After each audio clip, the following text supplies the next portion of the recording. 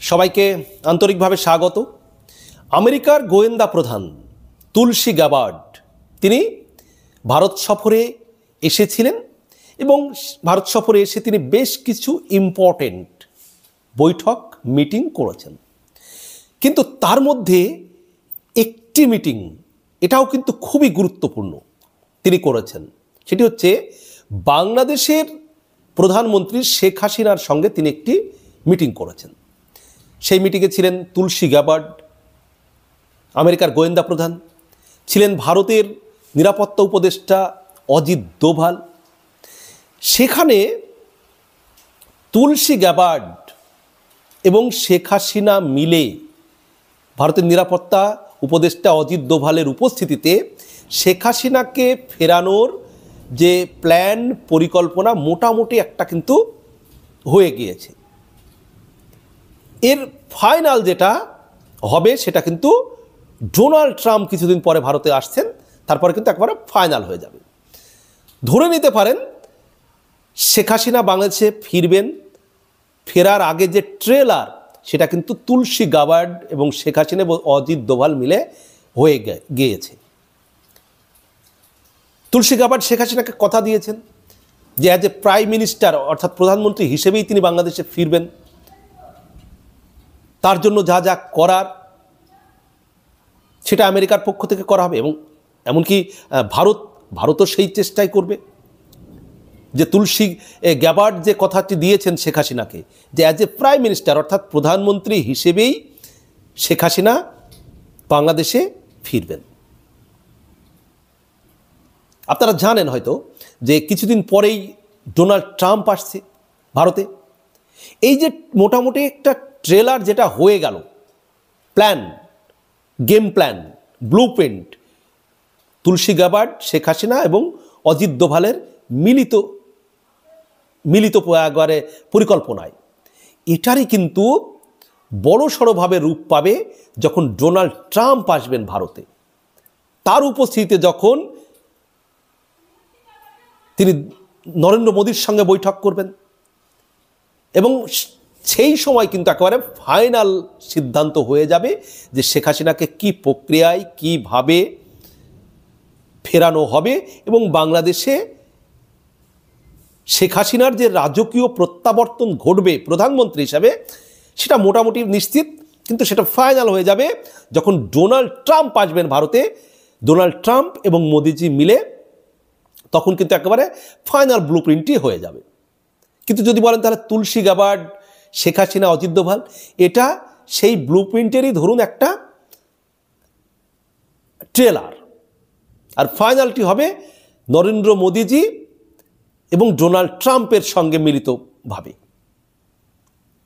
এখন যারা মনে করছেন যে শেখ হাসিনার পতনের পর ভারতে চলে আসার পরে আমরা যা খুশি তাই করব, বাংলাদেশটাকে নিয়ে ছেলে খেলার মতো যা খুশি তাই মবের মুল্লুক করব, তাদের কিন্তু সময় ঘনিয়ে এসেছে। তুলসী গ্যাবার্ড শেখ হাসিনার সঙ্গে দেখা করতে গিয়ে কিন্তু একেবারে শেখ হাসিনাকে ভালোবেসে জড়িয়ে ধরেছেন এবং তিনি বলেছেন যে আমি আপনাকে কথা দিচ্ছি আপনি বাংলাদেশের প্রধানমন্ত্রী হয়েই দেশে ফিরবেন। এবং তুলসী গ্যাবার্ড যে কিছুদিন আগে তিনি যখন এসেছিলেন ভারতের একটি মিডিয়াতে সাক্ষাৎকারে কিন্তু তিনি জানিয়েছেন যে বাংলাদেশে অনেক দিন ধরে সংখ্যালঘুদের উপরে নির্যাতন চলছে। তো তার আবার প্রতিবাদ করেছে ডক্টর ইউনূসের অন্তর্বর্তীকালীন সরকার যে না, বাংলাদেশের এটা ভাবমূর্তির জন্য ক্ষতিকর এই ধরনের মন্তব্য। বাংলাদেশে অনেক দিন যাবৎ যারা কঠোরপন্থী উগ্রপন্থী তাদেরকে কঠোরভাবে ব্যবস্থা নেওয়া হয়েছে। কঠোরভাবে ব্যবস্থা কে নিয়েছিল? শেখ হাসিনা। শেখ হাসিনা নিয়েছিল, আপনারা নেননি। আপনারা তো কঠোরপন্থী উগ্রবাদী তাদেরকে ছেড়ে দিয়েছেন। শেখ হাসিনার পতনের পর থেকে হাজার হাজার যারা সন্ত্রাসী তাদেরকে জেল থেকে আপনারা ছেড়ে দিয়েছেন, তাদেরকে তো আপনারা আটকে রাখেননি। তাহলে আপনারাও বুঝতে পারছেন যে শেখ হাসিনা যে ব্যবস্থা নিয়েছিল কঠোরপন্থী উগ্রবাদী তাদেরকে যে কঠোর হাতে দমন করে রেখেছিল, সেটা সঠিক সিদ্ধান্তই নিয়েছিলেন শেখ হাসিনা।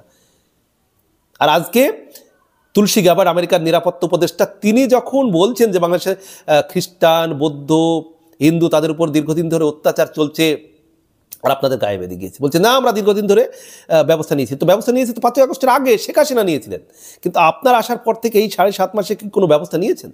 দেননি। তো যাই হোক, আপনার আবার তুলসী গাবার্ডের কথা প্রতিবাদ করেছেন।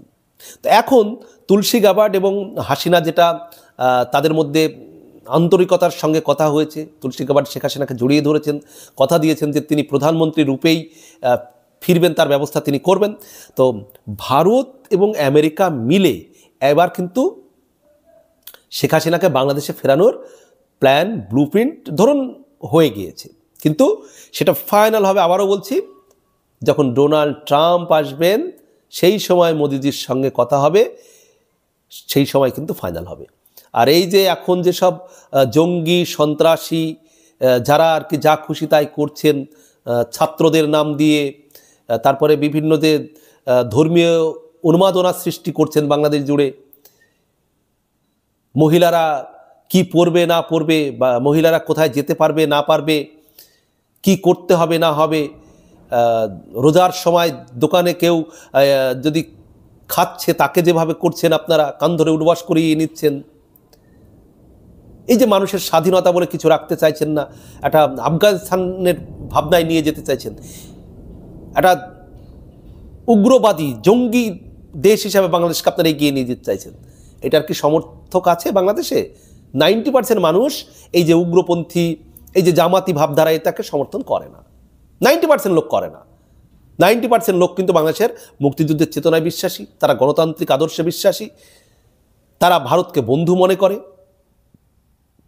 তারা দুটি দেশের মধ্যে সুসম্পর্ক বজায় রাখতে চায়। এই পরিস্থিতিতে শেখ হাসিনা বাংলাদেশে খুব তাড়াতাড়ি ফিরবেন। যারা অতিরিক্ত বাড়াবাড়ি করছেন বা করে ফেলেছেন তাদের কিন্তু শেখ হাসিনা বারবারই বলেছেন যে তাদের তিনি বিচার করবেন।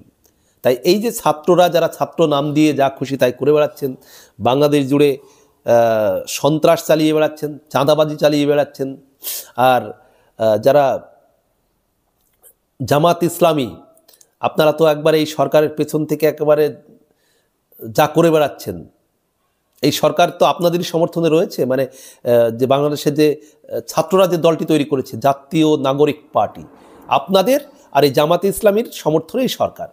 বিএনপি সরকারকে পেঁচে পড়ে একটু সমর্থন দিয়ে রেখেছে, কিন্তু তারা ভোট চায় দ্রুত, কিন্তু আপনারা ভোট চান না জামাত ইসলামী আর যারা নাগরিক পার্টি তৈরি করেছে ছাত্ররা, কারণ তারা তো ভোট হলে জানে যে তারা এই যে জাতীয় নাগরিক পার্টি এবং জামাত ইসলামী তাদের সম্মিলিত ভোট হবে 10%, বড়জোর 10%। তারা তো ভোট চায় না, তারা তো এই ক্ষমতাটা দখল করে থাকতে চায়।